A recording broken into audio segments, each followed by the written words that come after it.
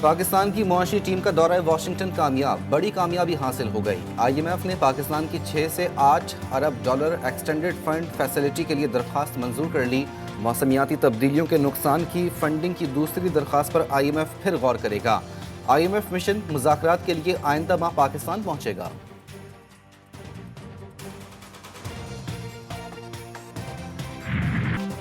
پاکستان معاشی استحکام کے اصلاحاتی ایجنڈے پر گامزن، مہنگائی کی شرح کم کرنے کے لیے اقدامات کر رہے ہیں۔ وزیر خزانہ محمد اورنگزیب کہتے ہیں پاکستان IMF کے ساتھ ایک وسیع اور توسیعی پروگرام میں داخل ہو رہا ہے۔ چین کی حمایت کا منتظر ہے۔ چینی ہم منصب سے ملاقات میں گفتگو، بولے ٹیکس نیٹ کو بڑھانے پر توجہ مرکوز ہے، اخراجات میں کمی کے لیے اقدامات بھی کر رہے ہیں۔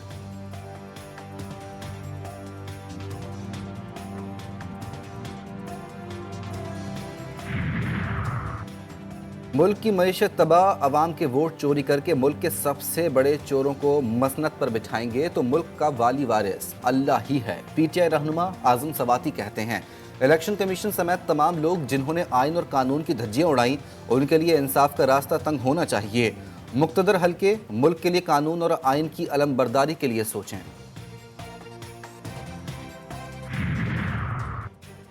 ملک بھر میں ضمنی انتخاب کا دنگل سجنے کو تیار، قومی اسمبلی کی 5 اور صوبائی اسمبلی کی 16 نشستوں پر چناؤ ہوگا۔ ووٹنگ کل ہوگی۔ انتخابی سامان کی ترسیل ROs کے کیمپ آفیسز سے شروع۔ لاہور میں سامان کی ترسیل کے لیے گاڑیاں کم پڑ گئیں، ٹرانسپورٹ کا نظام انتہائی ناقص، گھنٹوں انتظار کرنا پڑ رہا ہے، پولنگ عملے کا شکوہ۔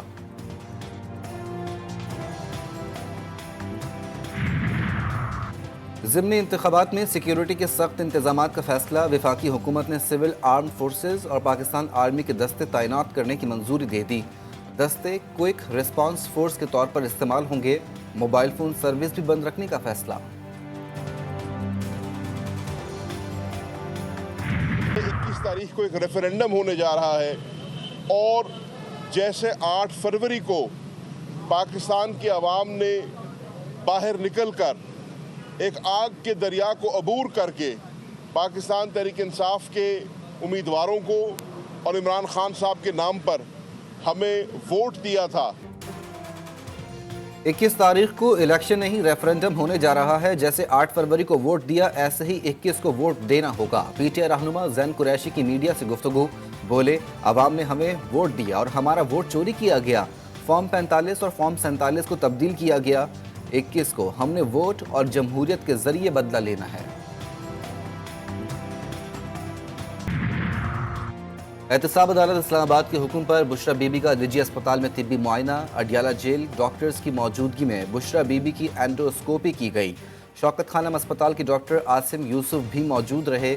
طبی معائنے کے لیے وزیر صحت خیبر پختونخوا کا چیف سیکرٹری پنجاب کو ایک اور خط، بشرا بی بی کی صحت کے حوالے سے تحفظات کا اظہار۔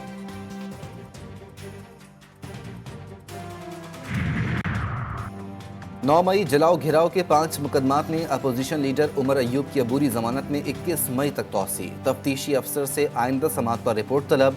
9 مئی کے 4 مقدمات میں لاہور کی انسداد دہشت گردی عدالت نے پولیس کو 21 مئی تک فواد چودھری کی گرفتاری سے روک دیا۔ جناح ہاؤس حملہ اور جلاؤ گھراؤ مقدمات میں اسد عمر، زین قریشی اور فرح عباس سمیت 79 ملزمان کی ضمانتوں میں توسیع۔ جوڈیشل کمپلیکس میں توڑ پھوڑ کیس میں اعظم سواتی کی ضمانت confirm.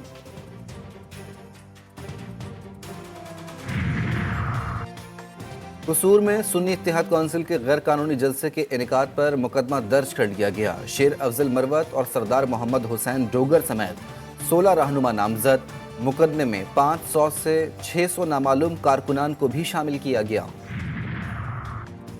Chief justice Peshawar high court کی گورنر ہاؤس پشاور میں تقریب حلف برداری۔ گورنر خیبر پختونخوا حاجی غلام علی نے chief justice Peshawar high court Ishtiaq Ibrahim سے حلف لیا۔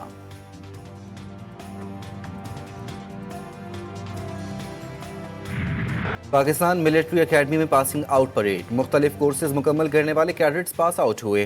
پریڈ میں دوست ممالک کے 49 کیڈٹس بھی پاس آؤٹ ہوئے۔ تقریب میں ترک چیف آف جنرل اسٹاف کی خصوصی شرکت، نمایاں کارکردگی کا مظاہرہ کرنے والوں میں اعزازات تقسیم کیے گئے۔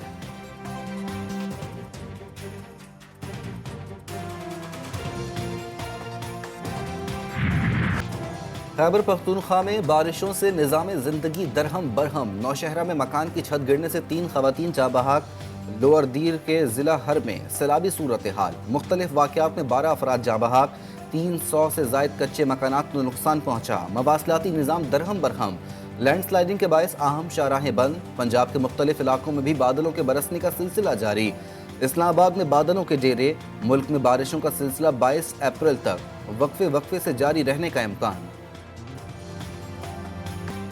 کراچی میں غیر ملکی باشندوں پر حملے کی تحقیقات میں اہم پیش رفت، کراچی پولیس آفس اور مانسہرہ کالونی حملے ایک ہی طرز کا قرار، دہشت گردوں سے ملنے والا اسلحہ اور گولہ بارود بھی ایک ہی طرز کا نکلا، دہشت گرد طویل لڑائی کا ارادہ رکھتے تھے، حادثے کی جگہ سے 2 موبائل فونز اور 3 سمیں، جیو فینسنگ میں 18 لوکیشن ملیں، دہشت گرد 2 افراد ہب اور قائد آباد کے علاقے سے رابطے میں تھے، غیر ملکیوں کی نقل و حرکت سے بھی واقف تھے۔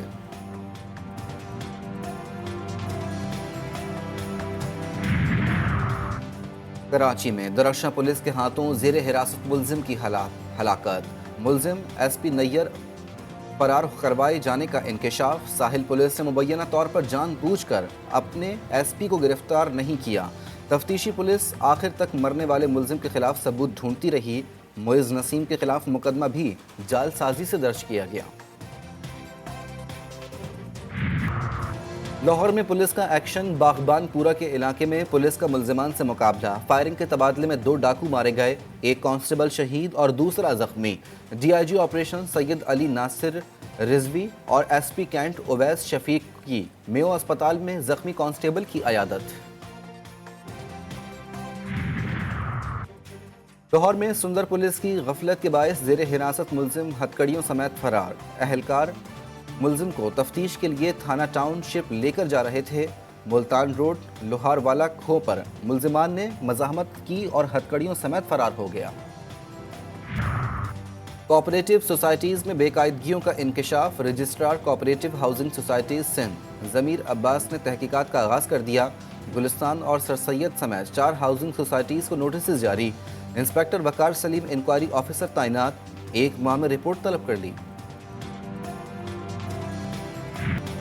عراقی دارالحکومت بغداد کے قریب مزاحمتی تنظیم حشد الشعبی کے مرکز پر فضائی حملہ، امریکی طیاروں کے بمباری سے بڑے پیمانے پر تباہی، خوفناک آگ بھڑک اٹھی، 8 افراد جاں بحق، متعدد زخمی۔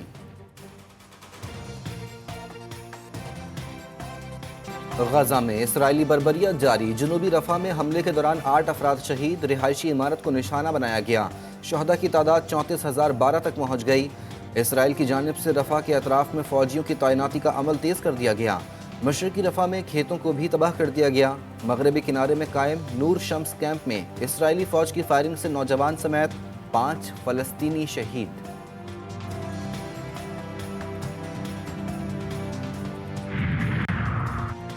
ایرانی وزیر خارجہ نے اسرائیلی حملے کا دعویٰ مسترد کر دیا، کہا بچوں کے کھلونوں کی طرح ڈرونز استعمال کیے گئے، حملے میں اسرائیل کے ملوث ہونے کی تصدیق ہونا باقی ہے، امریکہ کا کہنا ہے کہ اسرائیل نے آخری لمحات میں حملے کے بارے میں بتایا تھا۔